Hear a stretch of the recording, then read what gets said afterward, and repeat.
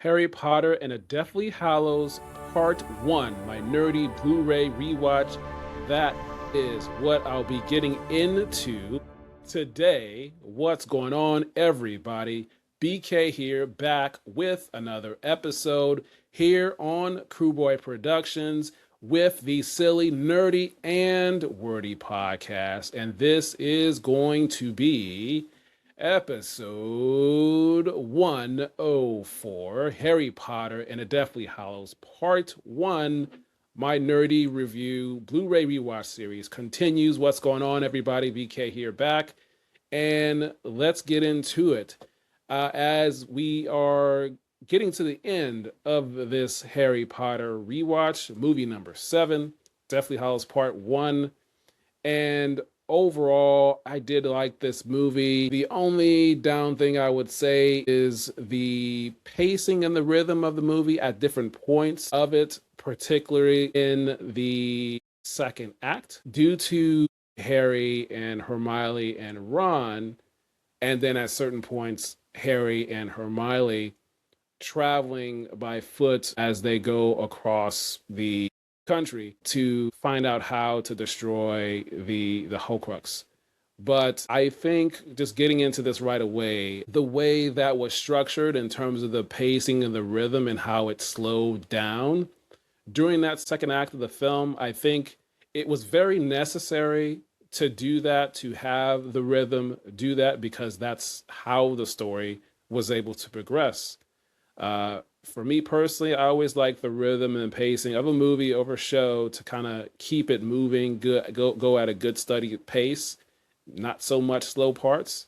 But sometimes, and in this instance, it is very necessary to do that. And so I agree with the decisions of the director and the studio and how it went for the purpose to move the story forward. So that is probably one of my only nitpicks about how this movie was. But I liked it overall. And also starting off and how it started right away, it puts you in the tone and show how much more darker the tone is going to be and serious. Now, movie number 6 was in a dark tone as well, but this amplified and increased the tone, the darker tone right away as well, with the sound effects as you're getting into the Warner Brothers logo and title card, with the voiceover going right into the actor's eyes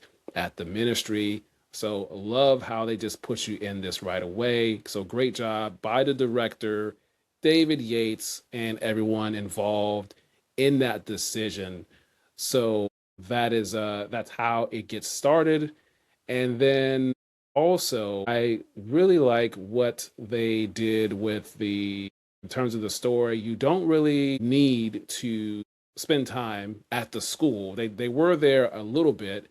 And also with the rest of the kids, they didn't have much work to do because they were only on screen in one frame on the train going back to Hogwarts, and that was it. That's all they needed. And I agree with that. I agree with that because this is movie 7. And at this point in the story, in these movies, and also in the books, which I have not read, but they are going into young adults, they're teenagers, and they have pretty much learned all they need to learn almost. And so focusing the story on the 3 main protagonists with Harry and Hermione and Ron as they are going on this journey once they get separated after the wedding is interrupted. It focuses on them and their journey to go about destroying the Horcrux and ultimately moving towards a confrontation with Voldemort in movie number 8.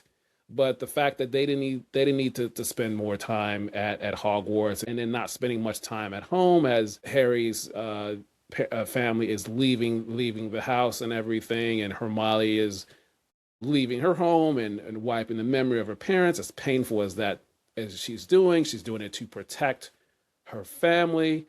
And so interesting and good choices there, painful but needed to do that. And then I think there may be a few technical things, but one thing I really enjoyed in my rewatch here is the sequence in the woods at the beginning of the sequence where Harry and Hermione and Ron, they are running away from the Snatchers.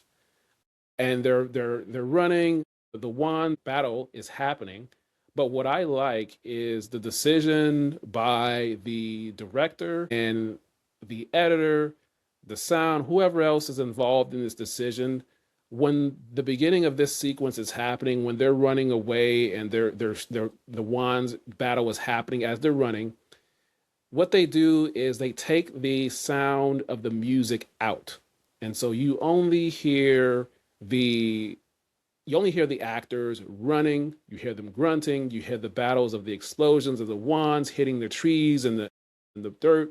So that's all you hear. Just that running. You get those wide shots. So I love what they did with that as that sequence was starting. And then a little bit further as time progresses within that particular sequence, then they bring the score and the music back in towards the end of that sequence. But I just love that in that particular moment, what they did there, the decision to have the sound, the score of the music or any type of sound effects besides the wand battle. Great job there. I love what they did and how that just made the film more better there. The other thing, I'm going to jump ahead to some parallels I want to make. Just some certain things, some similarities, I would say. For one, overall, this movie, Harry Potter, Deathly Hallows, Part 1, to a certain extent, to me, in my personal opinion, it's almost similar to Marvel's Infinity War with Thanos and the Avengers. In this case, you have Harry, Hermione, and Ron, as well as the whole wizarding community, and then Voldemort and his minions, his soldiers. I compare it to this because they lost two characters in this Harry Potter movie, Hedwig the bird and Dobby. But also in the final frame of this movie of Harry Potter Deathly Hallows Part 1, Voldemort got the wand at the end, getting it from Dumbledore's grave. He gets the wand. So kind of sort of he wins in the end, so to speak, and he uses the wand and the shot goes up into the sky. You see the magic coming out of the wand, and that is the final frame that we see in this movie. So in a certain perspective, perhaps he wins in this movie, but that's the final frame we see. Of course, in Infinity War, that was Thanos' movie, and he won in that movie, wiping out half of the existence and whatnot, and the Avengers lost, right? So that's the parallel I make in terms of that. And then another parallel I want to make is to Lord of the Rings, which I am doing a rewatch with that. I already have Fellowship of the Ring out. I'll get back to the next two Lord of the Rings movies, but I make the comparison with the Lord of the Rings is because when they are wearing the Horcrux, specifically Ron, as in Lord of the Rings, when you have the ring on, or you have put the ring on your finger, the ring makes you feel and do something, or the ring gets around people, it makes you not be yourself. And that's what happened to Ron in this Deathly Hallows Part 1, to the point where he eventually left Hermione and Harry for a period of time because he had the Horcrux on. And it kind of did something to Harry as well. And so that's my comparison to Lord of the Rings, because having the Horcrux on, it makes you not be yourself, just like the ring in Lord of the Rings not makes you be yourself. When it gets around certain people, it kind of takes over their mind. And so that is where my comparison to Lord of the Rings and this Harry Potter film, particularly this movie number 7. So I just was thinking about that as I was rewatching it and going over some notes for this. But I really, for the most part, I enjoy the movie. I enjoy the darkness and the dark tone of it all. And then also the great shots as Hermione and Ron and Harry are traveling, and then it's just Hermione and Harry. They are going across the country. These big wide shots on the rocks and the beach and all of these things. So they spent a lot of time. Probably it was just a lot of time where it was just Daniel Radcliffe and Emma Watson on a lot of filming days, where it's just the two of them in terms of the actors on screen, because a portion of the film is just the two of them because Ron left for a period of time until he eventually came back. But I like what they did there. So great shots of that. And it's just setting up to get to movie number 8 of Deathly Hallows Part 2 and this confrontation.